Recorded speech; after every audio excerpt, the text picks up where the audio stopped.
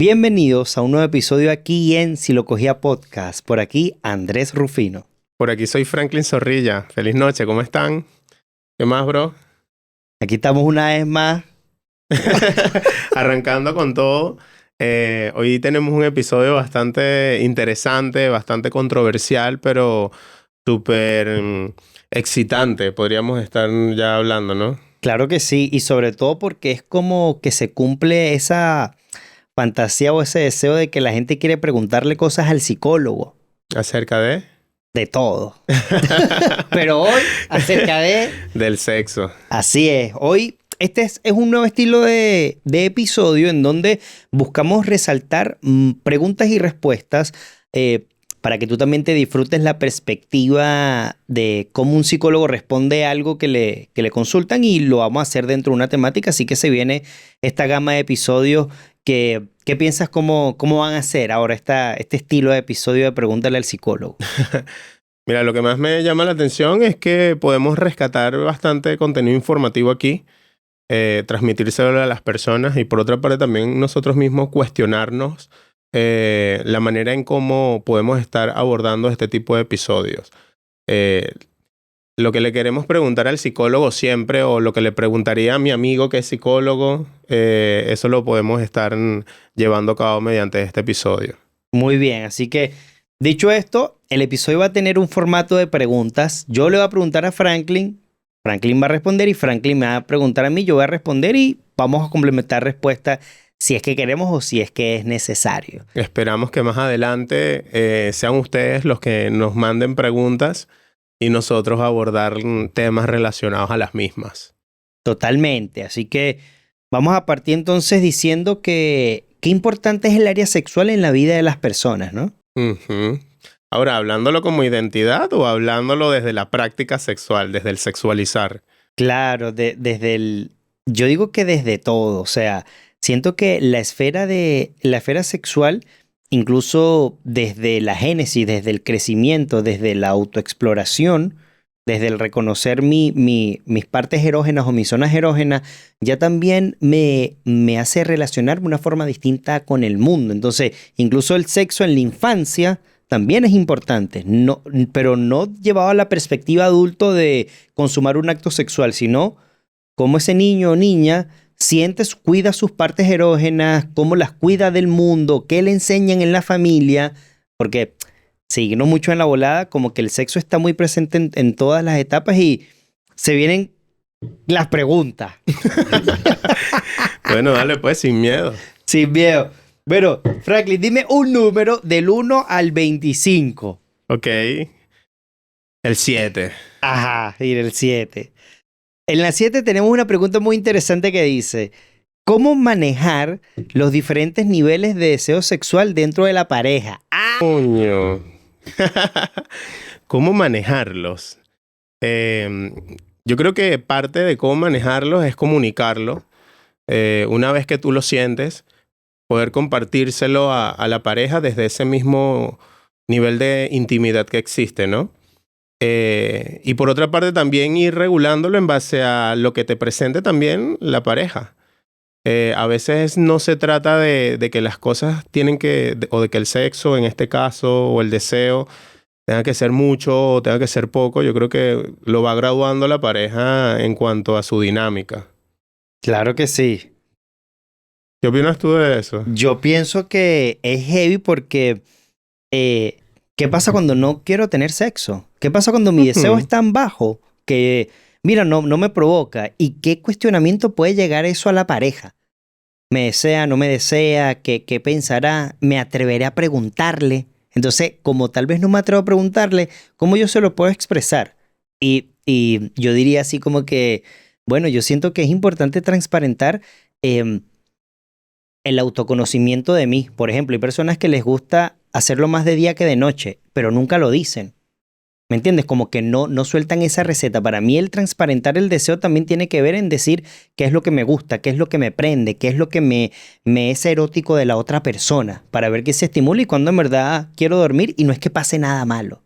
Porque a veces va por ahí, a veces como que, ¿será que ya no? ¿Será que se apagó la llama? Claro, y que el deseo de cada miembro de la pareja no siempre va en la misma sintonía, no siempre va en cuanto al mismo flujo. Y por una parte está como el deseo en general que tú puedas llegar a sentir hacia tu pareja o hacia la persona. Y por otra parte están los elementos que te generan deseo de esa persona, como atribuciones físicas, mira, el pelo, tus piernas, tu mirada, o hasta atribuciones psicológicas, como puede darse a veces desde la sapiosexualidad, la demisexualidad. Totalmente. Algo es como comunicarlo. Bello. Vamos contigo, vale. Una pregunta del 8 al 14. 13. ¿Cómo impacta la orientación sexual o identidad de género en la vida sexual y emocional, Andrés? Se impacta bastante, marico. Ok. Sí. Ok. No, impacta mucho porque fíjate que la orientación sexual, ya tener una dirección a dónde quieres proyectar tu deseo, afecto, emociones a una persona, ya eso cambia el cómo tú te vives la sexualidad. Y vamos a empezar desde lo corpóreo. No es lo mismo amar física, sexual y emocionalmente un hombre que amar física y sexual y emocionalmente una mujer. Desde lo corpóreo es distinto, y si desde lo corpóreo es distinto, la manera en cómo yo accedo a ese cuerpo también es diferente. Entonces, para mí la sexualidad entre mujer-mujer y hombre-hombre es no solamente diferente entre ellos en sí, sino que también es diferente entre mujer y hombre y mujer. Entonces, en ese sentido, le doy ese contexto morfológico del cuerpo, y también hasta le puedo dar un contexto de personalidad. De a veces estos mitos que dicen, que a mí me han dicho, mira, Andrés, las lesbianas somos intensas. ¿Me entiendes? Desde la personalidad genérica, no específica, de cómo puede ser un hombre y cómo puede ser una mujer, desde el amor. Y de cómo son dos mujeres amándose y dos hombres amándose, a diferencia del hetero, que se alimenta mucho desde ese imagen de complemento, de complementar, de wow, que somos diferentes, piensas diferente, que si bien pensamos diferente, a pesar de ser hombre-hombre, ya cuando se trata de una relación heterosexual, también hay una relación distinta con el cuerpo. Claro. Porque mi pareja tiene algo que yo no tengo. Mm. Y en ella encuentro algo que en mí no encuentro. Entonces, ya eso, desde la orientación, ya la sexualidad se ve de una forma diferente. Ahora, llevándolo de vista desde la identidad, que siento que tiene que ver con cómo la persona se percibe, si se percibe mujer o si se percibe hombre, siento que ahí tiene mucho correlato sociedad. Porque a veces la sociedad te dice cómo el hombre y la mujer tiene o debe vivirse su sexualidad. ¿Cuál rol debe cumplir el hombre y cuál rol debe cumplir la mujer? Y si eres una persona que está en un proceso de transición, ¿qué tanta libertad tienes para cumplir ese proceso de transición? De acuerdo a qué países, de acuerdo a tu familia, de acuerdo a tu círculo social. Entonces, para mí impacta significativamente. ¿Qué piensas tú de eso? Sí, de hecho lo que estás hablando desde las neurociencias se entiende mucho desde los scripts sexuales, que son guiones culturales acerca de cómo tenemos que vivirnos el sexo. Desde el rol, desde mi identidad de género, desde la orientación. Pero es como, no necesariamente es algo impuesto, pero es un script, como dice. Y que en base a eso uno se configura al cómo relacionarse con la persona a través de ahí. Totalmente. Dime un número, pues, para decirte otra pregunta. El 23, creo que era esa. 23. Dice, ¿cómo influye la autoimagen y la autoestima en la satisfacción sexual? Autoestima y autoimagen y satisfacción sexual.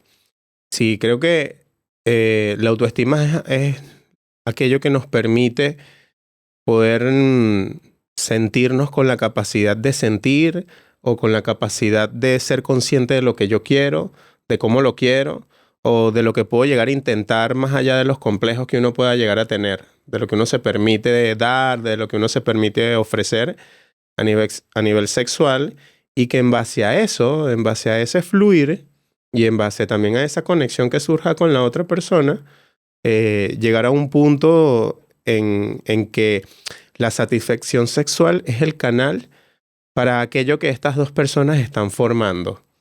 Es como a través del placer, a través de lo que sentimos y a través de cómo nos podemos conectar, también puede surgir algo o también puede ser simplemente ese el objetivo. En caso de que uno no quiera nada serio con alguien, que se ve mucho hoy día, o en caso de que estés vinculándote con tu pareja. La satisfacción es como la mayonesa del completo. Claro, lo que le da ese saborcito. Fíjate que te escuchaba y yo pensaba así como, claro, la autoestima también se ve reflejada en la satisfacción sexual, en el hecho de que uno de los integrantes no pueda expresar qué es lo que le gusta y qué no, qué puede hacer y qué no, dónde prefiere que la toquen y qué no, porque siento que tal vez una baja autoestima no solamente tiene una manera en cómo te relacionas con tu cuerpo, que tal vez sea desde la negación, desde la no exploración, sino también desde el que yo no comparto lo que a mí me gusta y me vuelvo en algún punto la satisfacción de la otra persona. Porque hay actos sexuales que son muy monopolares, por así decirlo, Claro, como que están solamente de un lado, como que solamente es una persona quien cumple su satisfacción. Y que del otro lado, no vemos que si hay un tema con la autoimagen o con la autoestima, puede que eso no esté tan desarrollado y que también a veces cuando uno se siente bien emocionalmente, físicamente, la manera en que accedemos al placer, en este caso el sexo, también es distinta. claro, También el imaginario que hay en mí, ese erotismo que tengo hacia mí. claro. La autoestima es como ese libro que nos dice cómo funcionamos nosotros cuando lo relacionamos con la satisfacción sexual. Y la autoimagen es haber leído ese libro también, por otra parte. Además que a través de la misma autoestimulación y autoexploración, como también podemos complementar de cierta forma nuestra autoimagen. Porque es otra parte de nosotros, es otra parte de nuestro propio cuerpo, de nuestro propio organismo. Y por otra parte, creo que a veces no necesariamente se cruzan porque ahí es cuando las experiencias negativas que vivimos y que tienen una relación con el área sexual, ya sea abuso, violación o alguna experiencia traumática en este sentido, nosotros por otra parte podemos tener una autoestima sólida, trabajada, firme o sostenida por otros recursos personales, pero de repente cuando vamos a la práctica sexual con mi pareja, me doy cuenta de que hay algo con lo que yo vengo trayendo antes y no necesariamente es personal hacia la persona, entonces me cohíbo. Y es esa manera también de respuesta en relación a, ¿no? Totalmente. No siempre tiene que ver con la autoestima. Dame el número 15. ¿Hasta qué punto el deseo sexual está influido por factores biológicos versus sociales? Mira, yo siento que la sexualidad está muy condicionada por ambos, porque imaginemos esto. ¿Qué pasa cuando físicamente tengo una dolencia, una enfermedad que no me deja tener un acto sexual operativo o siquiera que no me deja explorar mi sexualidad? ¿Qué pasa, ejemplo, cuando un hombre sufre de difusión eréctil? Y que sabemos que si bien eso tiene un correlato psíquico, también tiene y puede tener en muchos casos un correlato No, y fisiológico. si lo tiene muy pequeño, O si lo tiene muy pequeño, o si lo tiene o muy grande. también. Entonces, vemos como lo biológico, para mí, no digo que lo biológico es la puerta del sexo, como que desde el cuerpo. Porque para mí la puerta del sexo a veces... No, sí voy a colocar el cuerpo como la puerta del sexo en el Ok. sentido de que a veces uno tiene una erección de la nada. ¿Entiendes? Entonces no estaba pensando en algo, no estaba, y de repente, bueno, a uno cuando es más joven más les pasa, ¿no? Pero no se me ha olvidado. Y, y a veces ocurría eso, y uno así como que, wow, por simple roce o fricción o qué sé yo, Mira, vale, mosca con lo que tú o- estás rozando y eso.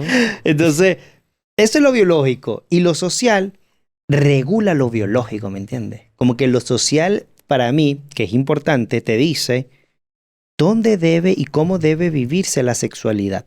Ya sea que la sociedad esté de la mano con lo salud o con más lo represivo, para mí lo social es lo que te dice cómo súbete la bragueta del pantalón, que no se te vea el sostén, que no... Lo social es lo que termina calibrando esa expresión del sexo entre la civilización. Y algunas sociedades tienen un paradigma distinto de otras.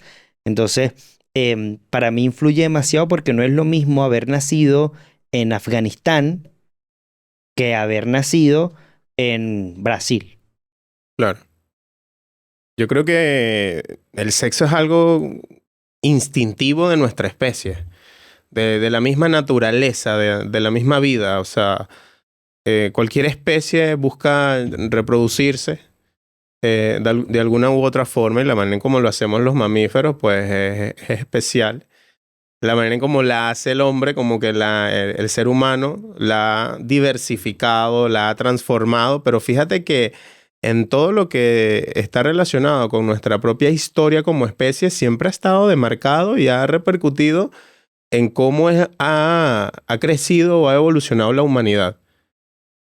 Y desde ahí es como de repente parten dimensiones que repercuten según la cultura, según lo social, según cómo es la especie. O sea, en África, cómo se relacionan, cómo es la cultura sexual, cómo es en Asia, cómo es aquí en Latinoamérica, ¿ya? Entonces, creo que está muy demarcada, creo que está muy cruzada. Totalmente, totalmente. Dame un número. No, yo te No, doy un dame un número. número tú, vale. Dame el 3. 3. ¿Pero cuál es el 3? Me toca responderte yo. Responder. No, no, yo te pedí un número ahora. Tú me diste el 15, creo. Tú respondiste el 15. El de Ajá, y yo te di, factores. ajá. Entonces, yo tengo que responder cómo se relacionan los traumas pasados con la vida sexual adulta. No, perdón, claro. Tú dame un número, ¿cierto? Porque te toca tú pedir el número porque yo pedí el Claro. 15, No importa, claro. deja esa. ¿Esa? Ah, Sí, bueno, el 3, exacto, dice así. ¿Cómo se relacionan los traumas pasados con la vida sexual adulta? claro. Bueno, ahí tiene relación lo que explicaba hace rato, cuando estaba complementando la pregunta anterior. Y los traumas pueden repercutir en nuestra vida adulta de una manera muy limitante. Puede ser desadaptativa, puede ser recurrente cada vez que de repente vayamos a sexualizar con nuestra pareja o con la persona con la que estemos. Y también son reacciones un poco desadaptativas, no necesariamente conscientes, sino que es también la misma manera en cómo el trauma se asoma, el trauma se exterioriza y que el trauma es tramposo. Porque, ¿sabes? A veces los traumas no es que nos limitan. También el trauma a través del sexo, a través de nuestra sexualidad, puede más bien predisponernos a más, como a buscarlo más. ¿Me explico? Totalmente. Y qué interesante como el trauma sí puede ser una marca muy difícil, no de borrar, de entender siquiera. Así Porque es. personas que han vivido, que han experimentado algún tipo de abuso sexual o personas que han vivido una experiencia ligada al sexo que superó todos sus recursos emocionales, físicos y mentales, claro que genera una huella al momento de relacionarse con el mundo. Yo he tenido pacientes consultantes que me han dicho como, mira Andrés, yo tengo una aversión a los adultos mayores. Y eso está ligado por una experiencia negativa que yo viví. Ujú. Entonces, para esa persona hay una marca y procesar esa marca, ya intentar entender esa marca es difícil y procesarla es un trabajo psicoterapéutico bastante importante y es por eso que en algún sentido no me atrevo a decir que alguien esté libre de traumas, pero no todos los traumas tienen una focalización sexual, por así Así es. decirlo. Pero el no haber sido abusado o abusada sexualmente no implica que no haya una limitante con el sexo, Claro. ya sea una experiencia que yo haya vivido en el pasado. O sea, no significa que algo no me pase a mí por el sexo, así no sé, digamos que, porque nuestra mente a veces relaciona cosas de una forma que no podemos entender. Y tal vez una persona, lo digo así, como que imaginemos que una persona está viviendo un acercamiento sexual o digamos hasta un beso en la adolescencia y fueron descubiertos. ¿Qué están haciendo? Ah, y esa impresión ya hace o dependiendo de la experiencia, de cómo haya sido la experiencia, que cuando yo me acerque así con alguien, wow, esto está aquí y está aquí. Mm. Oye, sí, de hecho, nosotros, las personas dentro de nuestro mismo desarrollo evolutivo, en cierta etapa, en nuestra etapa fálica, buscamos mucho esa exploración, esa autoexploración y también como que se aprecia la exploración externa. De repente, mamá, papá no lo llevan de la mejor manera porque de una vez lo entienden como lo entiende el adulto. Es decir, como que si ellos literalmente estuviesen sexualizando y que desde la connotación más moral, de repente ahí es donde podemos verlo, pero la cosa es que no siempre la sociedad nos reprime, la sociedad reprime un poco y se veía más antes que incluso el abuso no era considerado un abuso, era considerado una conducta muy, muy X, muy dele que son pasteles. Y la mujer tampoco tenía tanta autoría en su propia sexualidad. Era más de repente incluso reprimida o castrada. Hoy en día de repente se ve más esa libertad de expresión sexual y es algo que también nos aterriza un poco porque ahora el sexo se aprecia y se vive de una manera distinta. Totalmente. De una manera muy diferente. Dame un número. 21. Ok. ¿Es posible separar sexo y amor? Es posible separar sexo y amor. O sea, sí, claro que sí es posible, pero por supuesto que es posible. De hecho, yo diría que es más difícil unirlos que separarlos. Sí, hoy en día incluso Sí, más. claro. Y es así como que hay muchas películas que han tenido este tipo de títulos como que sexo con amor, amor y sexo. Entonces, yo quiero o como yo lo entiendo es así, como que digamos que el sexo se vuelve un poco esa coreografía de dos personas al momento de tener una intimidad o acercamiento sexual, indistintamente de la etapa en que esté, ya sea el deseo, ya sea la excitación, ya sea el coito, el orgasmo. Y para mí, como yo lo experimento, el amor se vuelve mi nivel de entrega. Es como que allí ahí tiene como una envoltura más emocional de si yo puedo mezclar el sexo y el amor con mi pareja o con alguien, ahí es donde se dice que la gente entra como en otro mundo, como en otro tipo de entrega emocional. Exacto. Para mí yo lo veo así. Cuando tienes sexo y tienes amor, hay una entrega íntima emocional. Es donde hay una desnudez más allá de lo corpóreo. Para mí el sexo es algo que se comercializa, que se consume, que se vende. Es como, ¿dónde podemos ver el sexo? De una manera superficial, como que no es todo, pero lo vemos en el OnlyFans, en la pornografía. Ahí yo no veo el amor. ¿Entiendes? Ahí yo no lo experimento. ¿Dónde podemos ver el sexo también? Incluso a veces en una primera experiencia sexual, a veces vemos más amor que sexo, porque son como dos personas inexpertas tratando de explorarse, pero ese querer entregarse eso Ok. es lo que hace que exista ese amor. Y para las parejas que nos están viendo ahora, que sepan que no todos los actos sexuales tienen que ser con la misma intensidad, con la misma conexión, con el mismo vínculo. No siempre tenemos que completar todo lo que estamos acostumbrados. Como permitirse fluctuar Ok. es parte también de la sexualidad Oye, saludable. pero me voy a salir un momento de estas preguntas y si nos cuestionamos algo, vamos a cuestionarnos el por qué cuando ya tenemos unidos el sexo y el amor, pasa a ser hasta más aburrido que cuando solo buscamos sexo. Porque deja de ser así como emocionante, como excitante. Claro. No, y cuestionémoslo. ¿Por qué tiene que ser así también? Porque tiene que, Porque, porque tiene que ser aburrido el sexo con amor. claro. Me han preguntado mucho eso en terapia de pareja. Me lo han preguntado, ¿por qué es así?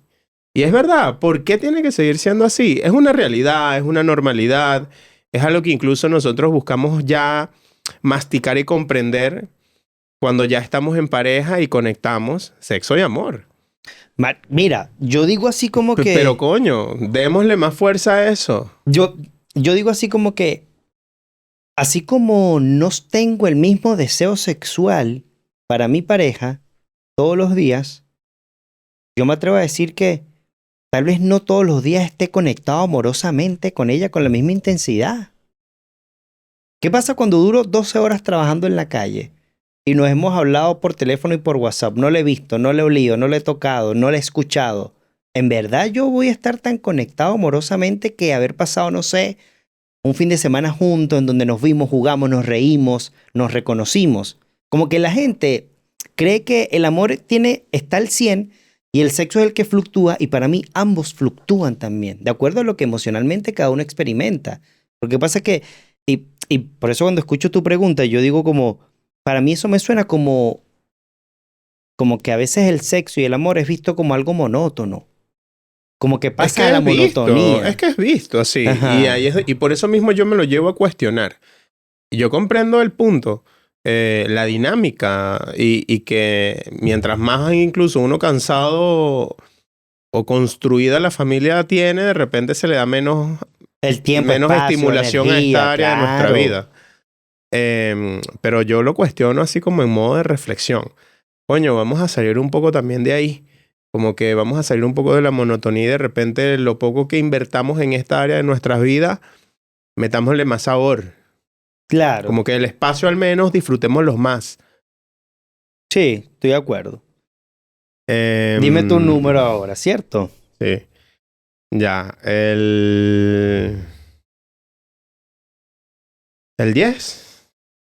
Tenemos aquí, ¿hasta qué punto las fantasías sexuales son normales y saludables? Ajá. ¿Hasta qué punto? Hasta el punto en que no te transgredan.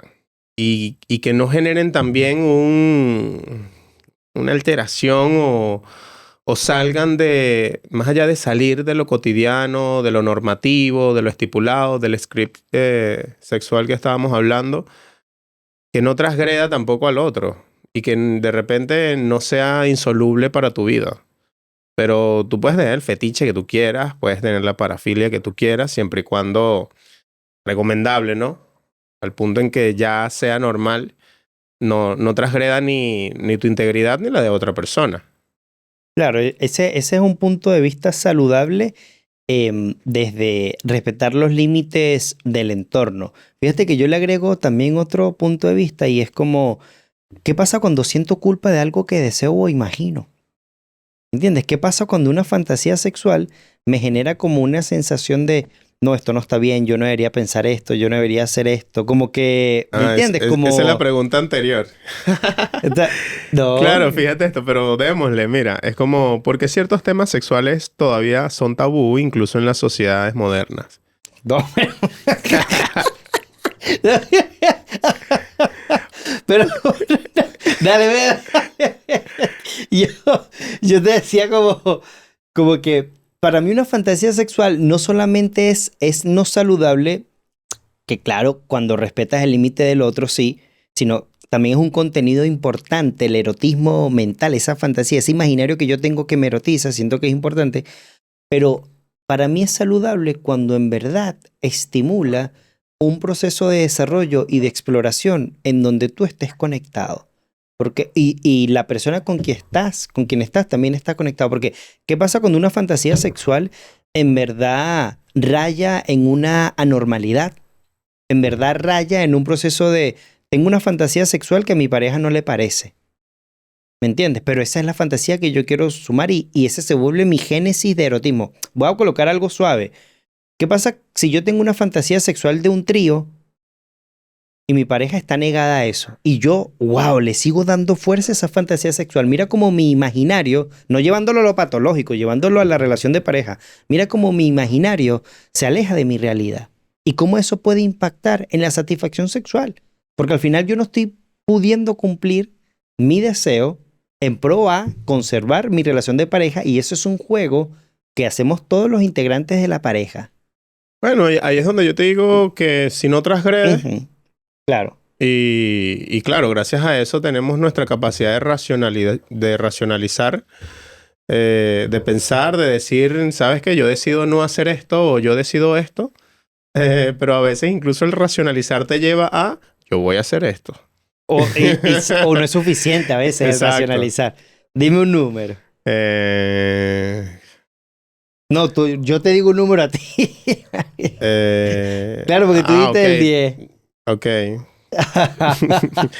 El 19. Me gusta que tú también estás respondiendo a la pregunta y te confundes todo después. El 19.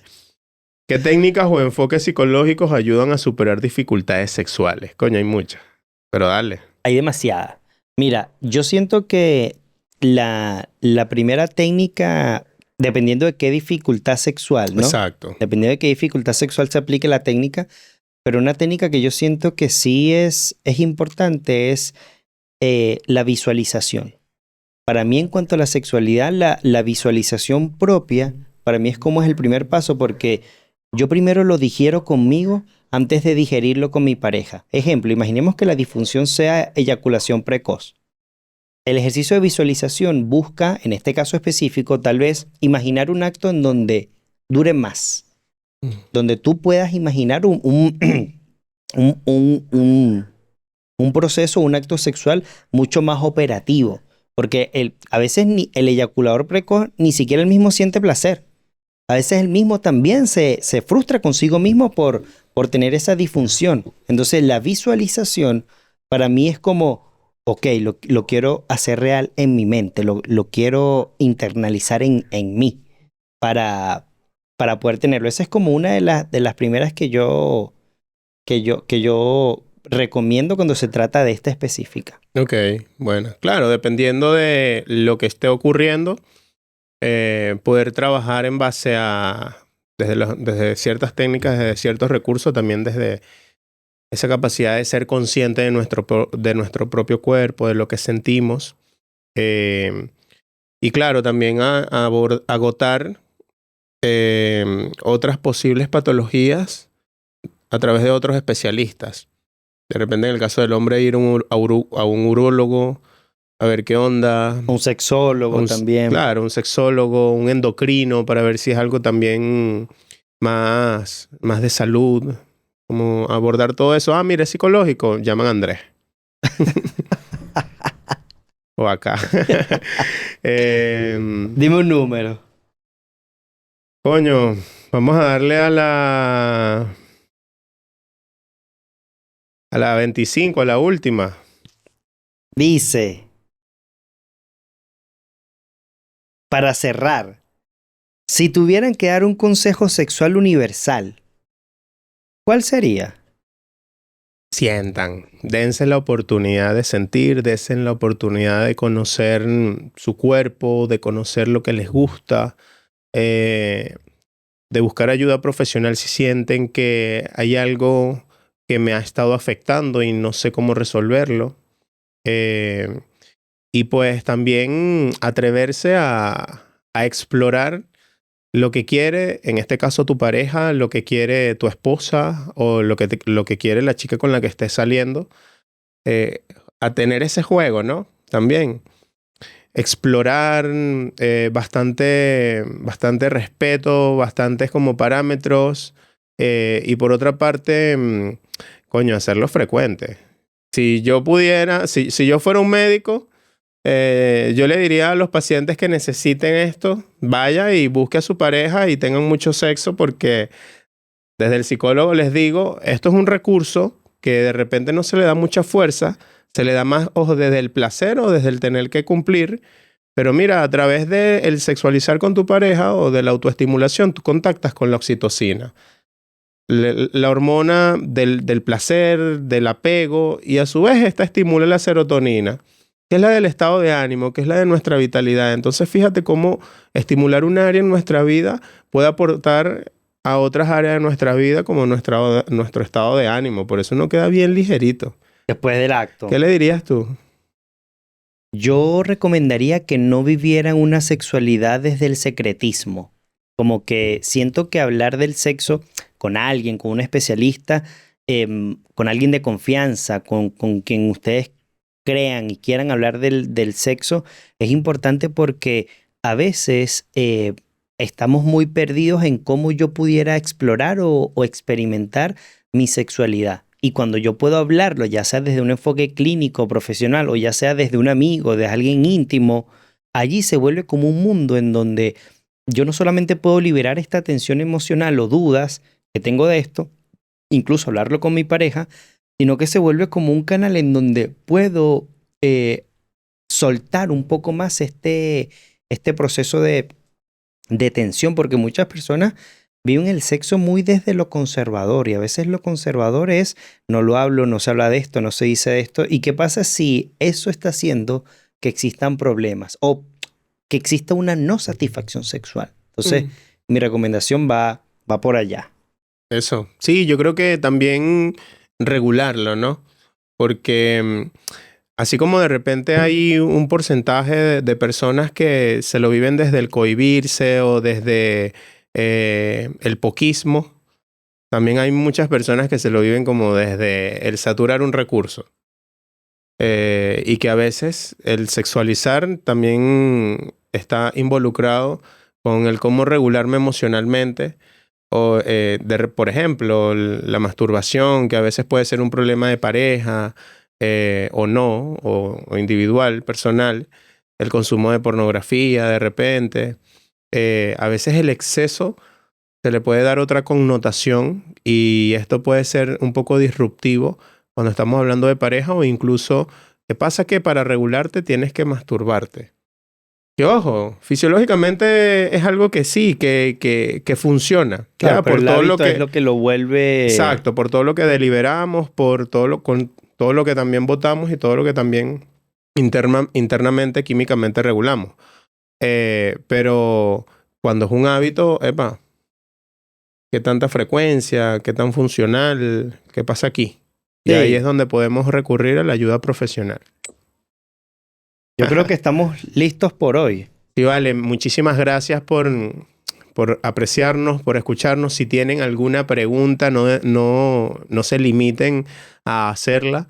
Por aquí les habla, soy Franklin Zorrilla. Nos podemos ver en otro episodio o en Serie Hacer. Y por allá, Por acá, Andrés Rufino, y bueno, que el sexo en verdad pueda ser un área que puedas abordar con tu pareja desde lo íntimo, desde lo afectivo, incluso desde lo que nunca he dicho, nunca le he dicho, porque mientras más podemos hablar del sexo, mejor podemos vivirlo. Así que cuídense mucho y nos vemos pronto aquí en Si lo cogía podcast.